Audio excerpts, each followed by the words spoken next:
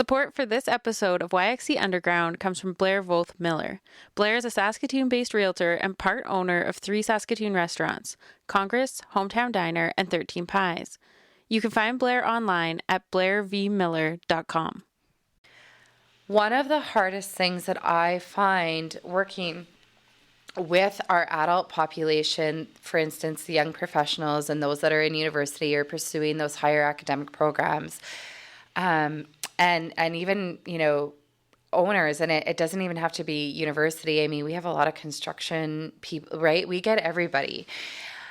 And every single adult since SLN has opened, after the second session, puts their head down and usually has a moment. And they become teary, men and women. And they always say to me, I never knew I could get help. I never knew there was a place for me. Welcome to episode 3 of YXE Underground, an original podcast focusing on the people in Saskatoon who are making an impact in their communities but are flying under the radar. My name is Eric Anderson.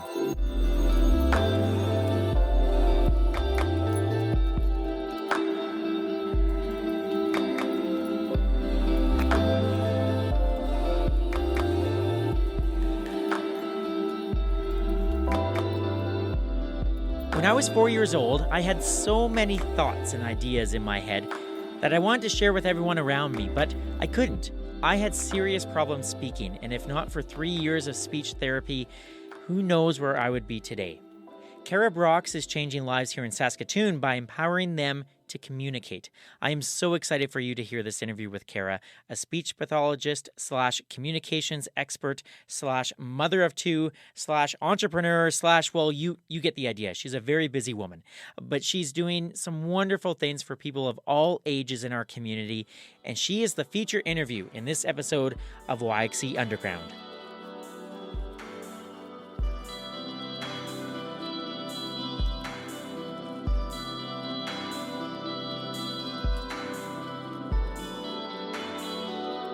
In an office building on College Avenue here in Saskatoon, you will find a business called the Speech Language Network.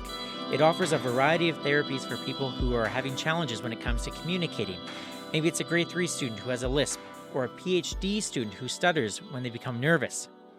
I first met Kara and her team of speech pathologists at Sherbrooke Community Centre, where I work as a communications leader, and Kara works with some of our residents who are working really hard to improve their speech skills after some pretty traumatic injuries. Within 5 minutes of meeting Kara, you will discover how much this work means to her, and she is not afraid to show it. I met Kara along with YXE Underground photographer Janelle Wallace at her office here in Saskatoon, and I really think you're going to enjoy this interview. Well, my name is Kara Brox, and I'm the founder of the Speech Language Network here in Saskatoon, and a practicing speech-language pathologist. I think I'd like to just be known maybe as a communication doctor, rock star, whatever, but... Why is that? I don't know. I just think that we have to... sometimes therapies are hard, and I just think that we need to be able to add a little bit of fun and spice and inspire, all of that behind it. So, yeah. When you say it's hard, for someone who has no idea what a speech pathologist does, what do you do and what makes it hard? Ooh, that's a pretty loaded question. So I think for most people, they have a general understanding that, a speech language pathologist helps with stutters and fixing our R sounds and our S's, and we're very good at that.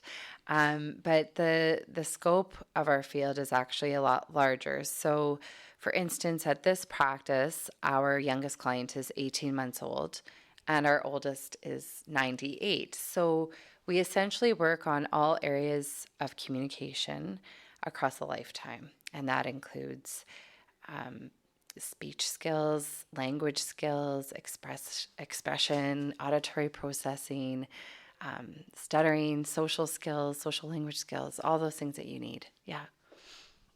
What, 18 months and 98, did you say? To 98 years old, yes. How do you Talk about a range. Yeah. Is that challenging for you? But is it fun at the same time?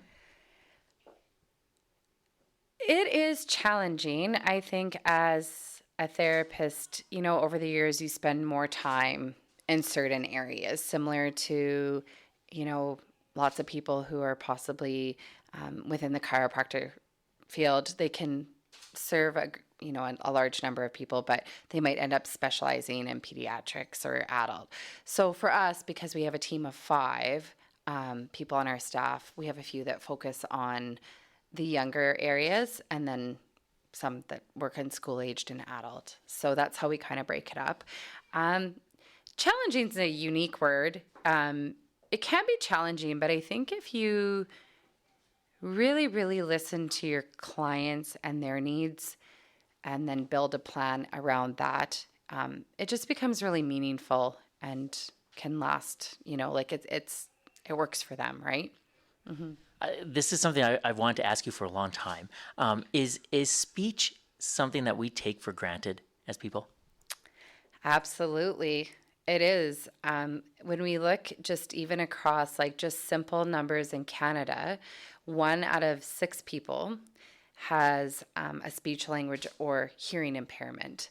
So that is, gosh, how many Canadians is that? Over 4 million? I'll do the math later. Yeah. But yeah, so we have, that's the prevalence rate for that is so high. And for those, in our social era, communication skills are they're so necessary across a lifetime. I always used to like the analogy think about your fondest memories in life. Right? Your fondest memories often don't include things. They include people. And so, from the time children are born and, are able to interact, right, all the way through school and having that ability to learn and communicate with peers or interviewing for your first job, right? And then when we look at our adults that might be, having those issues as a result of aging or an acquired brain injury or a stroke, right? So to take that away from people for children to struggle with it is a really difficult thing. You mentioned children struggling with it, and the work that you do hits home for me because I was in speech pathology as a kid. From age 4 to 7, I couldn't talk at all. And my speech pathologist, she was amazing, and she totally saved me. So I know the work that you do is super important. So when a young person comes to start to see you, what is that like for you, and how do you earn the trust of that kid to let them know, hey, it's going to be okay? We always start with the families and children will typically come in for what we refer to as a consultation. So if a family's not too sure what we do, we start with that. And we make that really fun. We'll bring out games and books. And I think at SLN, we really kind of like to talk about the big picture, right? And so with those little people, so for an 18-month-old, it's funny, but as they learn those skills to communicate better with their own parents, it makes their life easier too, right? And same for the parents. So we can typically get the buy-in, if you will, at that young age. Now, school-aged, different ballgame. And you have to find out what makes that child tick, right? So if for some of them, the motivation is just innately there. They're having troubles talking with their friends and they want to do better, or they're behind in reading and they want to work on their language skills, right? But, of course, every 3 and 4, a lot of grade 3 and 4-year-old boys, a lot of grade 3 and 4-year-old boys want to play a pro sport. So I'm like, oh my goodness, what are we going to do? Like, what is going to happen when they come to interview you? Just like I'm doing right now. How are you going to be heard? how are you going to coach a team? Right? So we get their buy-in on that. And if you can really break down the learning process to them and say, hey, do you want to take this long to do this? No. Okay, let's crack this out. Let's get this done. Like, we got this, right? And so, by incorporating that, they become your people. The, I'm just thinking back to some of the. I remember doing a story with a Saskatchewan baseball player who had a speech impediment, and he talked very openly about it was a challenge, doing post game interviews and stuff like that. So that's such a great real life example. I know, it's absolutely true. I have one right now that's going to be a Husky athlete and a successful one, and it's a really big motivator. Yeah.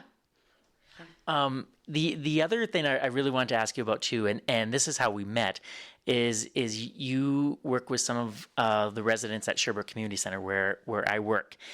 Yes. Can you talk a little bit about, because I know you can't get into specifics, but just in general the work that you do with some of our residents and how unique it is? Oh, Eric, I don't know if I'm ever going to make it through an interview without crying. I'm going to need a minute because I have a really big night and I don't want to cry right now. Sorry. Okay.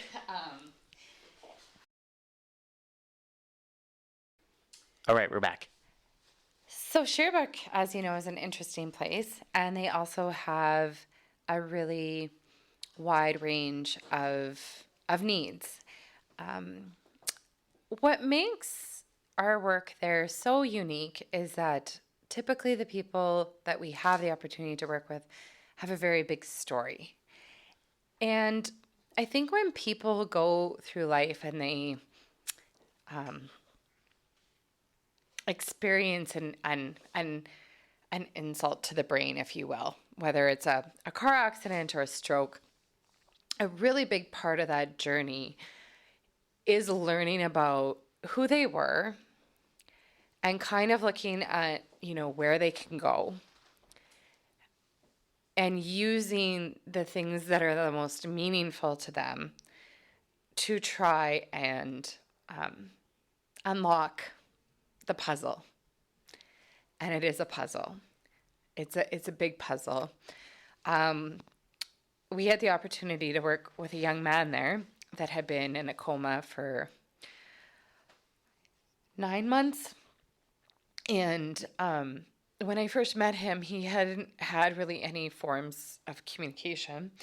And so, but his arms were covered with different things and his room was filled with art. And so I kept asking questions like, what was his drive? Well, he really liked sports and he was really into art. And so I remember bringing in a cookie sheet, a burnt one, because I'm a horrible cook, and taping paper and bringing in those big bingo dabbers and looking at him in the eye and saying, here is a bingo dabber. Do you know how to draw, basically? And that was the first intentional sign they had ever seen from him. And he was so excited. So then from there, we built a yes-no blinking system to request different colors and different things. And that was, at that point, Sherbrooke worked really closely alongside me. They have an incredible team there. And we just kept building and building and building from that communication. And he is a miracle man, and he will now verbally tell you that because he is reading and writing and talking and sarcastic and everything else. And it was a really big 4-year journey of incredible strength and hard work on his behalf. You mentioned that it's a puzzle, and 4 years. That's a really long time. And I'm sure you have good days, and then you have days where maybe it's not so good. How do you stay positive and stay encouraging, not only for yourself but for whoever it is that you're working with? We have a few instances of clients at Sherbrooke that have been long-term clients, and the lulls are very real and they're very hard. because as much as we enjoy therapy, we have goals to achieve. We have documents to submit. Like, are we able to make progress? Are we able to connect? Are we able to demonstrate that this is happening? And when those lulls happen, I always go back to two things. Three. Who they are as a person and what my role is. Second of all, I go back to science, and I have to read that these things happen to affirm that I'm still on the right path, but that this does happen. So I trust science. And, I literally sometimes would sit in the parking lot and crank a little GNR or, get fired up with whichever, like a little Queen. Just get rolling to get fired up for that session. And then I thought, if this is working for me, that can probably work for them. So that's what we did. Halfway through the session, take a break and crank some rock and roll tunes. Yeah. That's amazing. Client, yeah. right? And it alleviates, because if they're in a lull, if you think it's hard on you, think about how hard it is on them, right? And I think that's a really big thing. And I think it's a thing, as clinical therapists, and we go through all this training and we think, we know best and we want to dictate. But at the end of the day, it is such a two-way street. And whatever you're feeling, they're feeling too. The last group that I wanted to ask you about are people in our community who they're professionals. They've got jobs. They have mortgages. They have cars, but they still have some challenges communicating. And kind of goes back to when we were talking about, we sort of take it for granted that we are able to communicate like this. But what is it like working with that group of people? And it must be so satisfying for you when you can see the results and the confidence that you're able to give them. Yes. I find this field so fascinating because, especially being in private, like the people that walk through your door, whether it's a parent adding one more appointment to their week, a family that is having to, save up for those services, right? Or, and that humility to seek out services. Like it's literally, no matter what the age, such a privilege to work with the individuals that we do. One of the hardest things that I find working with our adult population, for instance, the young professionals and those that are in university or pursuing those higher academic programs, and even, owners, and it doesn't even have to be university. I mean, we have a lot of construction people, right? We get everybody. And every single adult since SLN has opened, after the second session, puts their head down and usually has a moment. And they become teary, men and women. And they always say to me, I never knew I could get help. I never knew there was a place for me. And, some people's stories are not that bad, and some of them are really bad. Like they were ostracized at school, or they didn't pursue a certain career because they didn't have the confidence because of their communication. And, whether we're working on, accent modification, improving voice, right? That's another really huge thing. There's so many professionals that have a lot of talking in their fields and they lose their voice and actually have to be off work for it. Lots of adults that with stammering or stuttering, and then even simple things like tongue thrust, right? Like they lisp or they can't say their R's right, or they have a tough time connecting socially, but they're not diagnosed with anything, but they just struggle. And it's just so amazing that they've sought us out because we are so able to help them with that journey. But then I sometimes think to myself, like, you're 36 or 40 years old. Like, I feel so bad that you've had to feel this way. You're brilliant. And in the last 2 months, we had a physician that was finally able to pass the oral exams. And it wasn't because of her IQ. It was because of her ability to connect with patients and to be clearly understood. We had not one, but two PhD students that have now been able to get the grants they need to future their research because they were able to get in front of a board of people. I'm proud to say that both of them have also been asked to speak internationally this summer, and one of them was just on Parliament Hill this past week. And we also have many, many students who keep in touch with us that have now been accepted into their programs of choice, whether it be law or medical school. And, they came here to get that confidence boost and pursue those careers. And our last one has actually just landed a job, and he'll be leading a team as an advanced engineer with a team of 40. Yeah. How when you found out, there's a lot to digest there.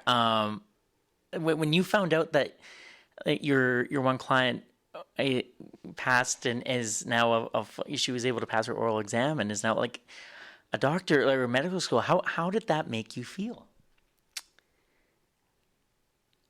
It makes you feel amazing, but it really just comes down to them and for them to be able to find that confidence. And as a side, she's leading the number one program in oncology out at McMaster right now. Yeah, and doing cutting edge research. But it's just that 10% of the puzzle. They had everything else figured out, and they just needed to get over that one hurdle, right? And I mean, not all of our stories are knocking out of the park. But whether they're speaking on Parliament Hill or changing the face of oncology or whichever they're doing, I had a dad yesterday say, I'm communicating better with my son. Like, he struggles so much with social interaction, and just helping him with those tools to be able to not only advance his career, but his biggest pride and joy right now is his ability to connect with his kids, right? Because it's just hard, and it's okay. They need to understand that we're all human, and, we all have an area that we need a little bit of support with or help with, right? And I always really focus, and they come, like, adults are so hard on themselves. And I always say to myself, and to them, I'm like, we are all a work in progress, right? We are all a work in progress. And, I need you to focus on the 90 to 95% of things that are like kicking butt. And let's just get through this last part, because they have it. They just need a coach. I wonder why that is, that we focus on that 10% negative. Because I can still remember times at CBC where I would host the weekend show, and it would be a 3-hour show, and 95% of it would be great. And then all I would remember coming away from the show was the 5% that I screwed up, or the 10 great emails that you get, and the one listener who said, that interview went long and it shows that you're a lazy journalist. And I would focus on that. Like, it's funny how we focus on that, isn't it? It is. And I think we always really need to be mindful that, we're human. And I think sometimes our own worst enemies are ourselves. And, society can be a rough place. But I think if you can get like that mentality where you're able to focus like on the 90 or 95% of the awesome things that are going for you, and then just pinpoint those areas that you need a bit of support in, then you're just killing it, right? Like, you're going to knock it out of the park. And I always caution people, sometimes, unfortunately, I believe wholeheartedly that our world is made up of incredibly amazing people, but there's always going to be a few eggs around, or not the nicest eggs, if you will. And I think sometimes when those comments come in, we need to really just kind of, think a little bit about maybe, I wonder how their day went, right? Or, yeah, they just have to make that comment. Right. So I don't know. I always just say, like, rock and roll. You got this. Right. Forget all that. You have the tools now. And the thing is, when those tools don't work for you, I mean, we are human. And I think showing that human side is okay. Right. Yes, I think so too. with a stutter, actually, in an interview, one of the things I coach my stuttering clients on is if you're not having the greatest morning, then advertise and say, thanks so much for having me. I just wanted to give you a heads up. I stutter. Right? And then, but I'm so excited about this interview and I do pretty good with it. But in case it comes up today, I just want you to know. And you know what that does? It takes all the stress away because then that is open, right? And then the interviewee isn't thinking that you're nervous about the interview. They just know that that's just a part. And then they're focused on what you're saying, not how you're saying it, right? But it's just being human. I have one client, he's actually really like a wonderful business owner here in the city, and he's asked to public speak a lot, and he's a stutterer, and he'll often start off saying, I want all of you to know that I'm a stutterer, so that's not a part of the show tonight, right? And then he carries on. And then he has no stress. And then he says he usually does a way better job because it's just done, right? So yeah. You do this amazing work with your amazing team, and you have your own clinic here. You also have 2 young kids, and you're very busy. So I want, like, how busy is your life, Kara? Oh, I think busy is such a buzzword. I don't know. Hectic? It really was. I always said if I was ever asked to speak about, starting a business from scratch and having an 8-month-old and a 2-year-old and just having that desire to just pursue my dreams, right? I don't know if I would recommend it when your children are 8 months and 2 years old with a husband in university. That was an impulse move, maybe. I don't know what you refer to it as. If anything I've learned, and I know they say it all the time, I have an incredible team. They're amazing. I work hard when I'm here. I work hard a lot of times late at night, and I just try my best on that front. And I when I unplug, even if it's for 3 hours, I unplug. So when I'm with my children, I'm present. I try to be as present as possible, and they know what I do. Right? So I don't know. We have a lot of fun. That's good. Right? Yeah. But yes, I think and you have to look at your life in phases. So this phase of my life does not have a lot of sleep or downtime, but that time will also come. And I think when you love and are so passionate about what you do, yes, the long hours can get to you, but I don't know. There's no greater field, right? So yeah. And I have a rock, and his name is Kevin. He's my husband. He's a big guy. He's a big guy, and he's pretty incredible. He's got some pretty amazing hair, which he'll tell you. It's black, curly hair. And so, yeah, we're definitely a team. And things like this don't happen without a solid team around you, which includes my husband and my therapists, who are just, they're salt of the earth and so talented. And I tell them that a lot. Yeah, so that's how I do it. But I don't know. I don't sometimes think I'm doing it. But I am. No, I think you do it.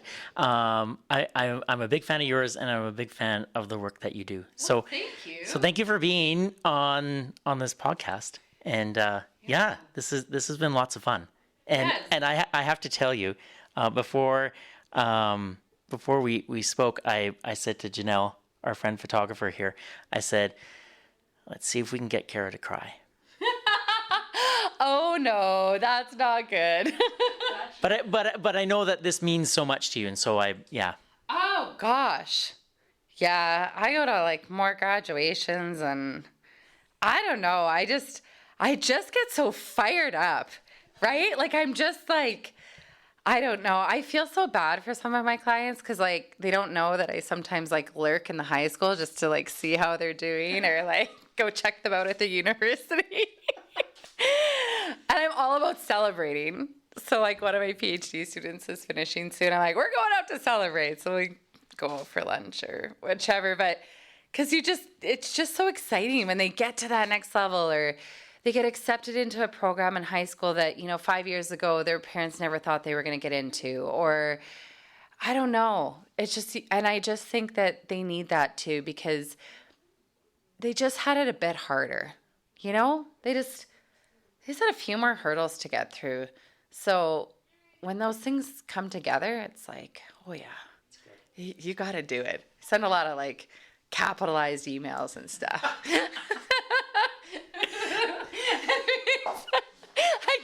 I do. Do you want to come hang out? Oh, that's too funny.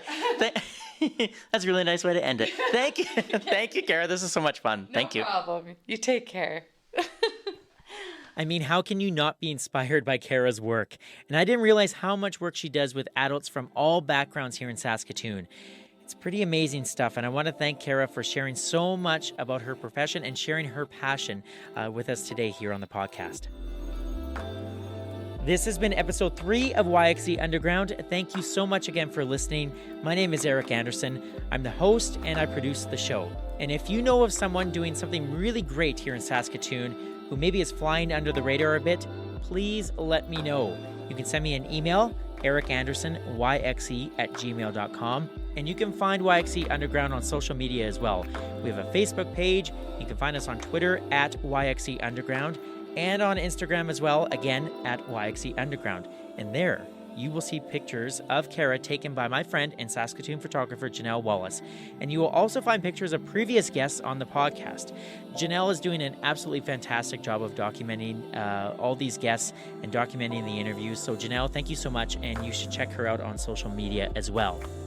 All the great music that you hear on YXE Underground comes from one Andrew Dixon. Andrew happens to be my cousin. He's a Saskatoon musician who now calls Los Angeles home, and he is just so darn talented. So Andrew, thank you so much for all the original music here on the podcast. I also want to thank David Hutton and CBC Saskatoon for allowing me to record my voice in their studios, and a special thank you to my wife Jennifer and my dog Fred for simply being the best. This episode of YXE Underground received financial support from the pride of Herbert, Saskatchewan, Blair Voth Miller. You may know Blair from the 3 restaurants she and her husband run here in Saskatoon. That would be Congress, Hometown Diner, and her latest, 13 Pies, which has incredible pizza. They put this salt contraption thing on the crust, and oh, it tastes so good. You have to try 13 Pies. Blair is also a great realtor here in Saskatoon and has been a friend for a long, long time and has been really supportive of this podcast. So Blair, thank you so much for your support. Go out and eat at all of Blair's restaurants, and while you're at it, just buy a house from Blair too. So Blair, thanks again for your support. And before I go, I would like to acknowledge that this interview was recorded on Treaty 6 territory and the traditional homeland of the Metis. My name is Eric Anderson, and this has been episode 3 of YXE Underground. You can find more episodes online at yxeunderground.com. You can find the podcast on iTunes, on Google Play, or wherever else you find your favorite podcast. You will find YXE Underground there. This podcast is a production of the Salthammer Production Company. Thank you so much for listening, and we'll talk soon, Saskatoon.